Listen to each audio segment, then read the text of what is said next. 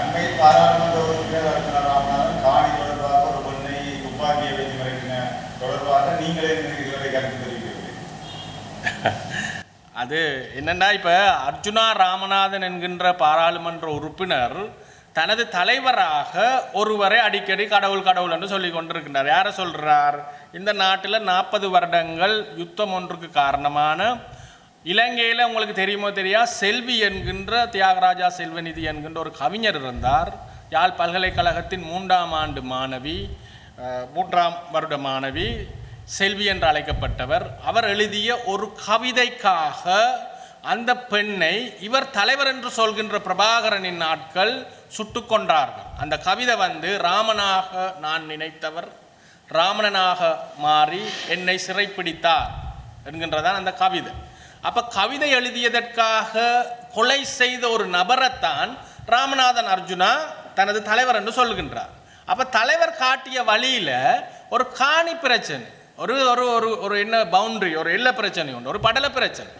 சரியா சொன்னால் யாழ்ப்பாணத்தில் இருக்குதான் இந்த படல பிரச்சனை நிறைய பேர்கிட்ட இருக்கு. யாழ்ப்பாணம் பூரா அண்ணன் தம்பி மாமன் மச்சானண்டு அடிபட்டு கொல்லுப்பட்டு கொலை வரைக்கும் போன சம்பவங்கள் இருக்கு. அப்போ அவ்வாறான ஒரு கான்ஃப்ளிக்ட், ஒரு ஒரு ஒரு முரண்பாடை தீர்க்கிறதுக்கு தனக்கு வாக்கு போட்ட மக்களுக்கே தூக்கி காட்டுற ஆளுண்டா நீங்கள் யோசிச்சு பாருங்க. இப்படிப்பட்ட மென்டாலிட்டி அவர்கிட்ட இருக்கணும்ண்டு. அதாவது ஒரு சாதாரண கான்ஃப்ளிக்ட், ஒரு சாதாரண காணிப்பிணக்கு எல்லை பிரச்சனையை கூட தீர்ப்பதற்கு இவர்களுக்கு துப்பாக்கி தேவைப்படுகின்றதே தவிர இவர்கள்ட்ட வேறு அந்த கான்ஃப்ளிக்ட் ரிசல்யூஷன் என்று சொல்லப்படுகின்ற பிணக்குகளை தீர்ப்பதற்கு வேறு விதமாக சிந்திக்க தெரியாத நபர்களை தலைவர்களாக வைத்திருப்பவர்கள். இப்போ எங்கள்கிட்ட நீங்கள் கேட்டீங்கண்டா, இப்போ நாங்கள் பெரியாரையும் அம்பேத்கரையும் தலைவர்களாக சொல்கிறதால நாங்கள் இப்போ அருண் சித்தார்த் உங்களுக்கு ஹிருனிகா யாழ்ப்பாணத்தில் வச்சு அடிச்சான்னு அடிக்கடி சொல்லுவீங்க. ஒரு பெண்ணொரால் லிட்ட நாங்கள் அடிவாங்கலை, ஆனால் ஒரு பெண்ணுக்கு அடிக்கக்கூடாது என்று தான் எங்களுடைய தலைவர்கள் எங்களுக்கு சொல்லி தந்திருக்கின்றார்கள். அப்போ நீ ஒரு தலைவனாக உன்னால் ஒரு காணி பிரச்சனையை கூட உன்னால் கதைச்சு தீர்க்க முடியல. அப்போ இது தமிழ் மக்கள் நீங்கள் தான் யோசிக்கணும், என்ன மாதிரி ஒரு ஆக்களை நீங்கள் தேர்வு செய்திருக்கிறீர்கள். எங்களுக்கு பிரச்சனை இல்லை, எங்களுக்கு சந்தோஷம். ஏனென்றால் இந்த தமிழ் தேசியம் பேசுகின்றவர்களும் பிரபாகரன கடவுள் என்று சொல்பவர்களும் இவ்வாறு தான் நடந்து கொள்வார்கள். நல்ல காலம் சுடாமல் விட்டது. நாங்கண்டா சொல்கிறோம், இந்த நபர் உங்களை சுட்டிருப்பார், சுட்டுத்தான் இவர்கள் பிரச்சனையை தீர்த்து கொண்டார்கள். அதனுடைய நீட்சி தான் இது.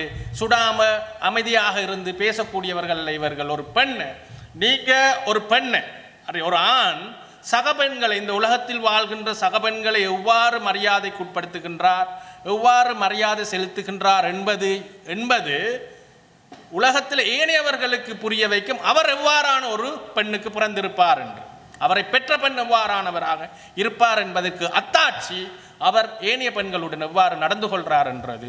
அப்போ இது நாங்கள் உங்கள்கிட்டயே விடுறோம். குருடர்கள் நாட்டில் குருடர்களை ஆழ்வார்கள், முடவர்கள் நாட்டில் முடவர்களை ஆட்சி செய்வார்கள். மற்றது மீடியாக்களுக்கு சொல்லிக்கொள்ளணும். இந்த ஆங்கிலத்தில் சொல்கிறது, if you give too much attention makes a donkey think he is a lion. நீங்கள் ஒரு கழுதைக்கு ஓவராக நீங்கள் வெளிச்சம் கொடுத்தா, நீங்கள் ஒரு கழுதைக்கு ஓவராக அடிக்கடி போய் மயக்க நீட்டுனீங்கண்டா அந்த கழுதை தன்னை நினைக்கும் தான் ஒரு சிங்கம் உண்டு. சரியா? அப்போ நீங்கள் இப்போ கழுதைகளுக்கு தொடர்ச்சியாக மயக்க நீட்டுறதால அந்த கழுதைகள் தங்களை சிங்கங்களாக நினைத்து கொண்டு பேசிக்கொண்டு இருக்கின்றன. இது உங்களோட தலைவி, இது எங்களுக்கு நல்ல. நாங்கள் திருப்பி உங்களுக்கு சொல்கிறோம், இவ்வியலை போன்றாக்கள் பிரபாகரன தலைவன் என்று சொல்கிறவர்கள் இவ்வாறு தான் நடந்து கொள்வார்கள். அவர்களுக்கு இதை விட வேறு வகையில் நடந்து கொள்ள தெரியாது. சொந்த மக்களுக்கு எதிராக துப்பாக்கியை நீட்டினவர் தான் பிரபாகரன் என்று சொல்கிறார். கடைசி யுத்தத்தில் அந்த அந்த அந்த யுத்த களத்திலிருந்து தப்பி ஓடின மக்களை சுட்டு கொன்றவர் தான் பிரபாகரன் அவருடைய படையினர்.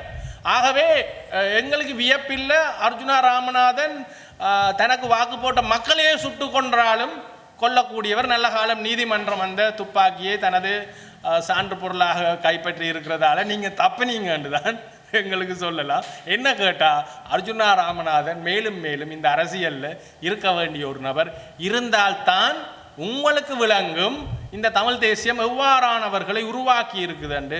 அல்ஃபிரட் துரைப்பா முதற்கொண்டு அமிர்தலிங்கம் முதற்கொண்டு இப்போ எங்களுக்கு கருத்து முரண்பாடுகள் இருந்தாலும் கூட மிக சிறந்த அரசியல் தலைவர்கள் அனைவரையும் பிரபாகரனின் துப்பாக்கி பலி எடுத்து கொலை செய்த பிறகு எஞ்சி இருக்கின்ற அந்த அரிதட்டில் அரித்த பிறகு கஞ்சலும் குப்பையும் தான் மேலே இருக்குது, நல்லதெல்லாம் கீழே போயிடும். அந்த மாதிரி கஞ்சலும் குப்பையும் இன்றைக்கு உங்களுக்கு தலைவர்களாக வந்திருக்குது.